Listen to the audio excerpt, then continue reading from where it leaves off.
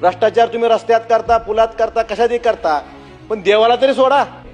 अयोध्येतल्या रामाच्या दानपिढीत पण चोरी होते आणि ताई तुळजाभवानीचं सुरक्षा धोक्यात आपण घालताय.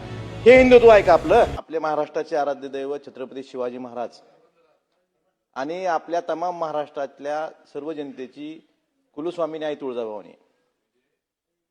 अध्यक्ष महोदय, 1659 विजापूरचा एक सरदार अफजल खान तुळजापूर पंढरपूर मार्गे छत्रपती शिवाजी महाराजांच्या स्वराज्यावर स्वारी करून ते स्वारी आली होती. येताना वाटेत त्यांनी तुळजापूरला पंढरपूरला मंदिराची तोडफोड करण्याचं, त्यासाठी मंदिरं नष्ट करण्यासाठी त्यांनी प्रयत्न केले. त्यावेळेस तुळजापूरला सुद्धा त्यावेळेस त्यांनी तुळजाभवानी मूर्तीला नुकसान पोहोचवण्याचा प्रयत्न केला होता. परंतु अध्यक्ष महोदय, त्यावेळेस तिथल्या स्थानिक पुजाऱ्यांनी, तुळजापूरकरांनी त्या मूर्तीचं रक्षण आदिलशहाच्या फौजेपासून केलं होतं आणि मूर्ती सुरक्षित ठेवली होती. पण आता हिंदुत्ववादी सरकार आहे, आता तुळजापूर सुरक्षा धोक्यात आली.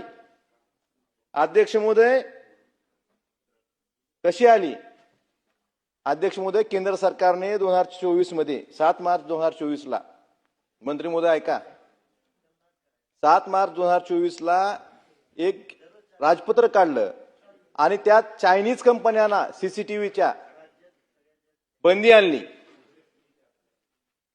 कशासाठी बंदी आणली? की याचे सर्व्हर चायनामध्ये आहेत, ह्याचा डेटा लीक होऊ शकतो. ते सर्व्हर चायनामध्ये असल्यामुळे भारत सरकारने त्याला बंदी आणली. पण आपल्या गृह विभागामार्फत एक काम झालं, सीसीटीव्ही तिथं आता सीसीटीव्ही बसवले 64-67 ठिकाणी. आणि कुठले सीसीटीव्ही बसवलेत? हे चीनी कंपनीचे. मंत्री महोदय, इनव्ह्यू नावाच्या कंपनीचे सीसीटीव्ही बसवलेत. ही कंपनी कुठली? चीनची. आणि केंद्र सरकारने 2024 मध्येच standardization testing and quality certification STQC हे नॉर्म्स लागू केले होते. आणि स्पष्ट असे आदेश होते केंद्र सरकारचे की ज्या कंपन्या STQCच्या इम्पॅनलमेंट मध्ये आहेत त्यांचे सीसीटीव्ही बसवायचे. मग तुळजापूरमध्ये सीसीटीव्ही बसताना केंद्र सरकारच्या नियमाचं पालन का केलं गेलं नाही? ह्याचं उत्तर सरकारने देणं गरजेचं आहे. तुम्ही अयोध्येतल्या रामाच्या दानपिढीत पण चोरी होते आणि ताई तुळजाभवानीचं सुरक्षा धोक्यात आपण घालताय. हे हिंदुत्व आहे का आपलं? हिंदुत्ववादी मतदारांनी आपल्याला मतदान केलं, हिंदुत्ववादी सरकार म्हणून निवडून दिलं आणि आपण आपल्याच मंदिराची सुरक्षा धोक्यात घालतोय. हेच हिंदुत्व आहे का? हा प्रश्न सर्व हिंदू समाजाला पडलेला आहे. अध्यक्ष महोदय, याबाबत STQC मध्ये इम्पॅनलमेंट नसताना सुद्धा त्या ठिकाणी सीसीटीव्ही बसवले गेले. आणि ह्याची कार्यान्वित यंत्रणा कोण आहे? अध्यक्ष महोदय, मंत्री महोदय, गृह विभाग कार्यान्वित यंत्रणा आहे.